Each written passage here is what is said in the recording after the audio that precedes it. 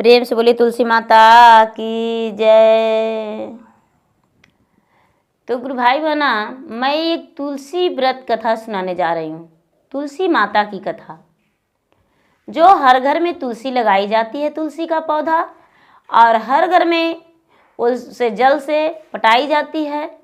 तुलसी हरा भरा रहने पर घर की खुशहाली बढ़ती है, जीवन में हर खुशियाँ आती है, हर दुखों का निवारण हो जाती है, और तुलसी माता जो हैं सब पे अपना कृपा बरसाती है। तो प्रेम से बोलिए तुलसी माता की जय। तुलसी माता जो थे हर घर में विराजमान थे और सभी लोग पूजन करते थे। तो चारों कोण का तुलसी जो थे हरे भरे थे और बीच आंगन का तुलसी दिन पर दिन मुरझाए जा रही थी, दिन पर दिन उदास हो रही थी। एक दिन कान्हा जी पूछे, हे तुलसी, आखिर आप पे कौन ऐसा मुसीबत आ गया है जो आप पतझड़ हो चुकी हैं? ये हरे भरे दिन हैं और आप पतझड़ क्यों हैं? आप इतने उदास क्यों हैं? क्या कारण हो सकता है जो आप हरे भरे नहीं हैं, पत्ते छोड़ चुके हैं और अपनी उदास चेहरा कर चुके हैं? तुलसी माता मुरझाते हुए कृष्ण से बोले, क्या बताऊं, मेरे पास कुछ अंदर ही अंदर मन की बातें खाया जा रही है, मुझे समझ में नहीं आ रहा है क्या करूं। कृष्ण भगवान बोले, तो आखिर क्या बात है? आप अपने दिल की बातें मुझसे शेयर कर सकते हैं, बेझिझक बता सकते हैं। कौन सी ऐसी दुख की बात है जो आप मुझसे नहीं बता सकती है? ये बात कहने पर तुलसी माता बोली, एक बुढ़िया आती है, प्रतिदिन पूजा करती है, सभी लोग पूजा करके घर जाती है, और वो बुढ़िया आती है, जल देती है, दीपक जलाती है, पूजन करती है, हाथ जोड़कर कहती है कि हे तुलसी माता, दाल भात की भोजन दे, मीठे मीठे घास दे, भरल कुर परिवार दे, सुहाग दे, पुत्र दे, और कृष्ण की कांधा दे। हम दाल भात की भोजन तो दे सकते हैं, हम उसको हर खुशियां दे सकते हैं, लेकिन कृष्ण का कांधा तो नहीं दे सकते हैं। कृष्ण भगवान मुस्कुराते हुए बोले, हे तुलसी, आप चिंता ना करें, इस बात के लिए मुझ पर छोड़ दें। और जब वो बुढ़ी आए तो उससे आप आपस में बोले कि तो जो आपका मौत हो जाएगा। तो कृष्ण भगवान कैसे जानेंगे कि मेरा उस बुढ़िया का मौत हो गया है? ये बात सुनकर तुलसी हरे भरे हो गए और सभी सखियां आई, पूजा करके चली गई। जब उस बूढ़ी माता ने आई, तुलसी को पटाई, तुलसी में जल डाली, दीपक जलाई, फूल अक्षत चढ़ाई, तुलसी का भोग लगाई और आरती मंगल करके हाथ जोड़ के विनती करती है कि हे तुलसी माता, मुझे दाल भात की भोजन दे, मीठी मीठी घास दे, काशी का दिन दे, चटकार का मौत दे और कृष्ण का कांधा दे।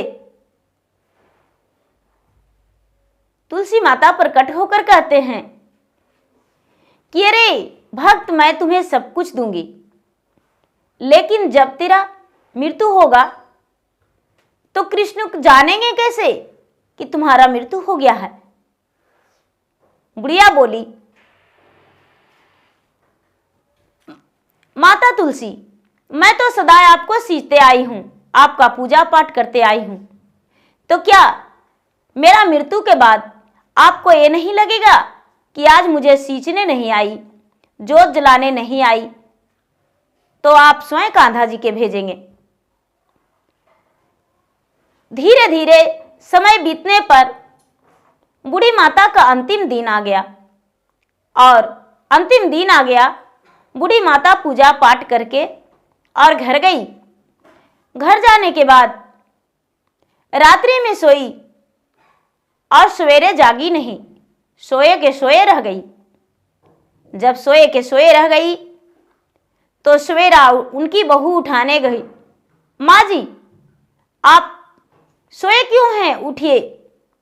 लेकिन बहू नहीं उठ सकी, सास नहीं उठ सकी बहू के कहने पर। जब सास नहीं उठी तो बहू घबरा गई और घबरा कर कहती है अपने पति से, हे स्वामीनाथ आप जल्दी से जाग जाइए। माँ जी तो प्रतिदिन जाग जाते थे, लेकिन आज एकादशी व्रत है, आज एकादशी का दिन है, माँ तुलसी के पूजा की जाती है और आज ही के दिन माता जी इस दुनिया में नहीं रहें। इतना सुनते ही बुढ़िया का बेटा घबरा गए और घबरा कर उठे। अरे प्राण प्रिय, ऐसा तूने सुबह सुबह क्या खबर सुना रही हो? भला मेरा माता तो इतना भाग्यशाली है, इतना पूजनीय है कि उसे कुछ नहीं हो सकता है। बेचारी बहू घबराते हुए आंखों में आंसू भरकर कहती है, भला विधि का विधान कौन जानता? इस पृथ्वी पर तो कोई जीवित रहने को लिए नहीं आया, तो क्या आपकी माँ कैसे जीवित रह सकती है? आप स्वयं ही चलकर देख लीजिए। जब बुढ़िया का बेटा गए देखने तो देखते हैं कि सचमुच में माँ बोल नहीं रही है।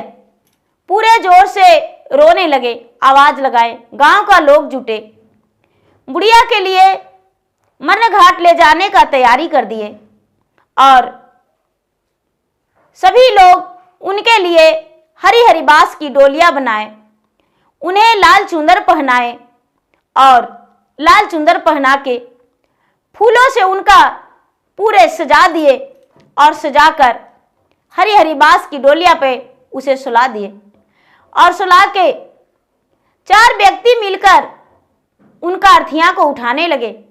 लेकिन अर्थिया तो हिल नहीं रहा था किसी से। सारे लोग कहते हैं, अरे बुढ़िया क्या खाती थी, क्या पीती थी?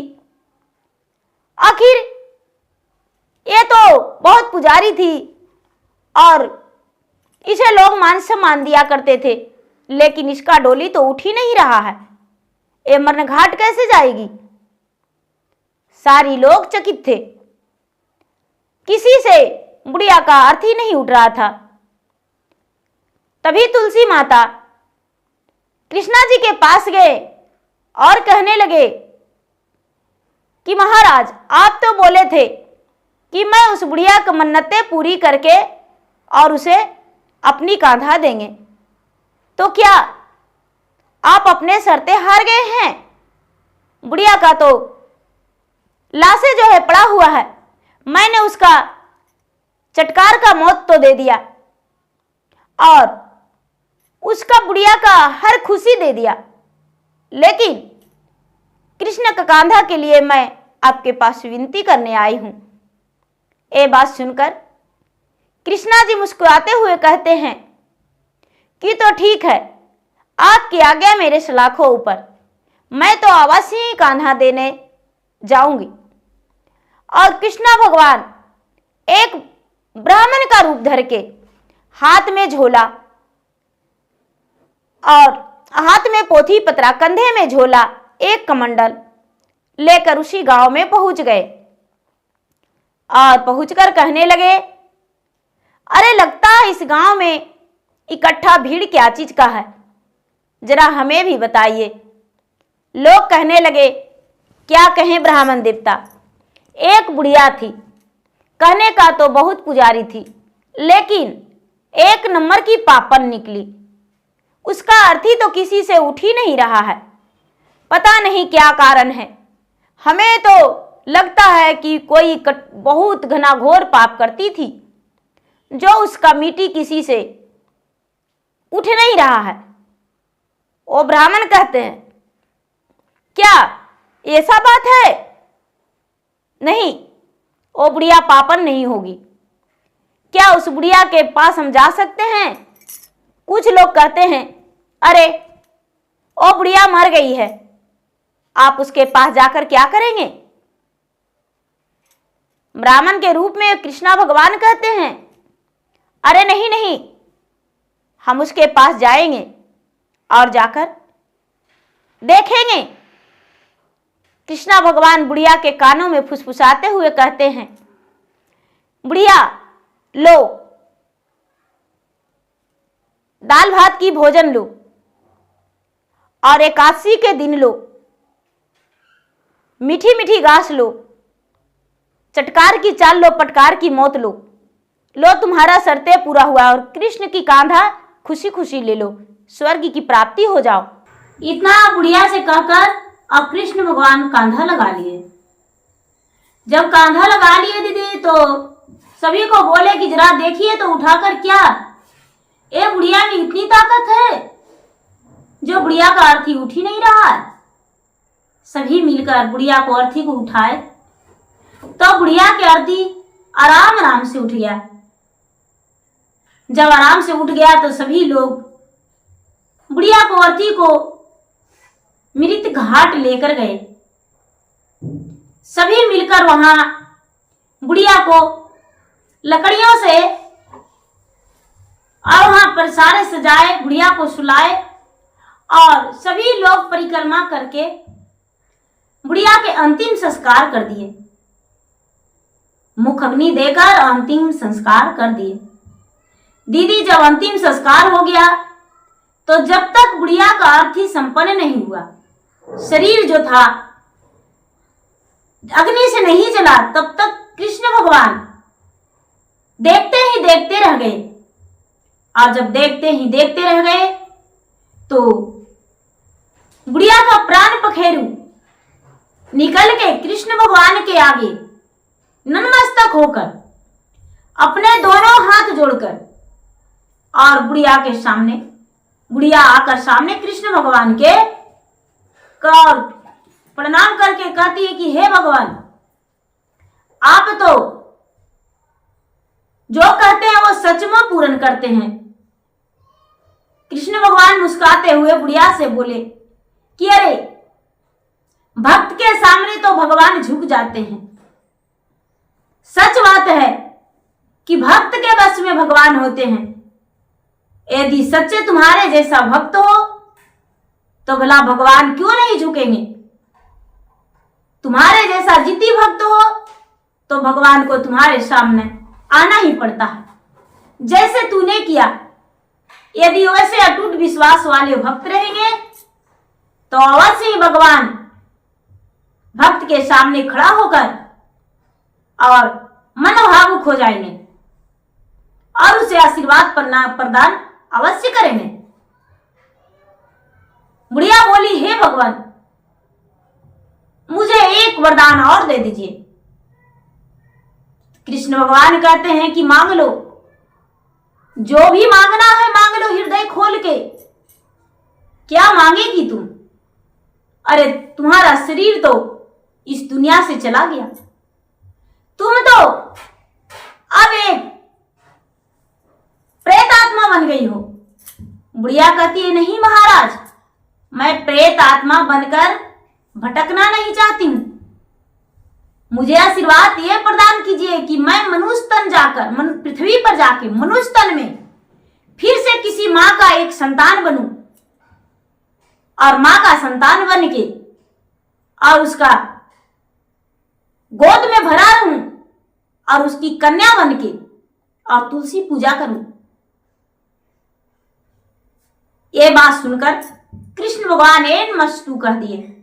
बुढ़िया ने इस बात को सुन ली और एन मस्तु कह के भगवान वरदान दे दिए। बुढ़िया जो थी एक बांझन थी, उसका कोई संतान नहीं था। उसी का गर्भ में कृष्ण भगवान इसे धारण कर दिए। वो भी तुलसी का पूजा करती थी, तुलसी माता के भक्त थी।